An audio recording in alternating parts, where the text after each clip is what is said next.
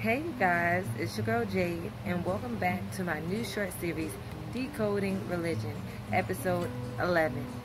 This episode's topic will be about something that's a little touchy for most people, but it shouldn't be touchy because it's a normal thing that everyone has to do, and that's dying. Death is a part of our life cycles, and if we really understand death and come to accept it, then most people wouldn't either be so afraid of it or they wouldn't be so hurt by it. So the sacred books clearly states that death is something that we all have to go through. But if you have lived a righteous life, then the next cycle that your spirit goes through, it will be something that's peaceful for you, and it'll be somewhere that you actually want to go. I know one of the verses, I can't remember the specific verse, but I'm sure you guys can find it. It says that we should cry when people enter this world, when babies are born, and we should rejoice when people leave this world, because now they no longer have to participate or just be a part of all the negativity, all the confusion, all the deception that's going on down here. So, short story time. When I was younger, my grandfather passed away.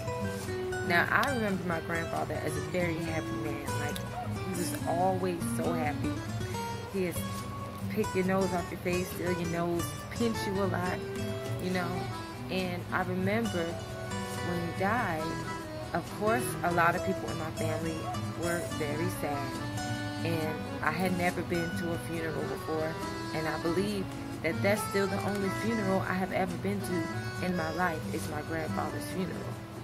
And I just remember everyone around me so sad in the place, crying, and I wasn't sad. I wasn't sad. I was like, what's going on? Why everybody acting like this? He wouldn't want us to be this way. He was happy when he was here. So, to me, it was a normal thing. Like, in my mind, of course we all have to die. I guess I didn't react like the rest of my family. In reality, I only started crying because I saw everyone else around me crying, and those feelings kind of, invaded my body. So then I felt like I should cry. In fact, I wanted to read a poem at my grandfather's funeral, but the vibes and everything, I didn't speak up. I didn't say anything. I was very young, and I really didn't understand why everyone was so overwhelmed with sadness. But I get it. People have emotions, and once you spend your whole life with someone, to have that person taken away from you, it can be sad. But if we find understanding that we should be even glad that we met that person and we got to share the time we had with that spirit, that's something to be happy about.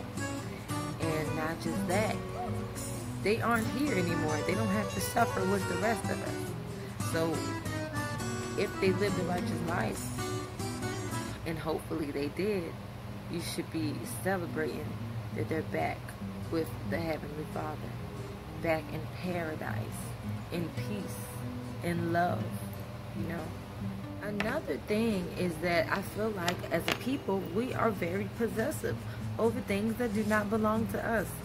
These people that are in this world, even though my mom is my mom and my dad is my dad, they aren't mine. I came from them, but they don't belong to me. They belong to God.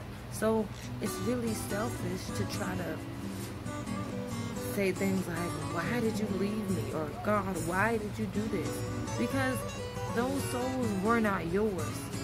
Okay? We just are a part of their process.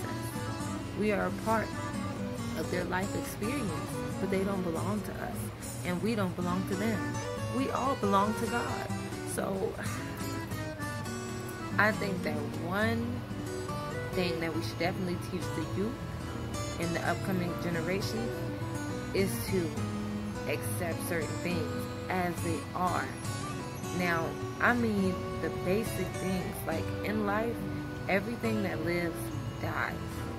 So it's no need for anyone to go into depression or for anyone to have an overwhelming amount of sorrow, all of that energy on them when someone isn't here anymore. Because if you grow up understanding the cycles of life, then when this happens, you'll be prepared for it. And it won't hurt you or hit you as hard. It may still hurt, but it's a real problem. Like, some people can't pull themselves out of that pain, and it could affect your life in other ways. So that's important. Let us remember that nothing ever really dies. Energy cannot be created or destroyed. So the spirit of that individual will always be with you. And that's comforting in itself. It's just the outer vessel has been removed, has been put back where it belongs, in the earth, from dust to dust. So hopefully, realizing that we are spirits having a human experience, it will help people connect more with the Creator and focus more on their spiritual practices rather than the material. Like, instead of going to the mall, buying a whole bunch of things you don't need just to stunt on other people, you should be strengthening your spirit and feeding your soul, reading your holy books, praying to God, keeping that connection very strong.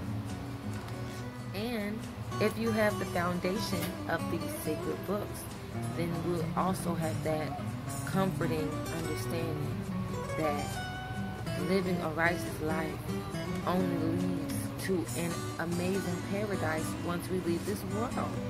So it's really an occasion to celebrate. So this has been episode 11 of Decoding Religion. I hope to see you guys on the next episode. Peace. Have a great day.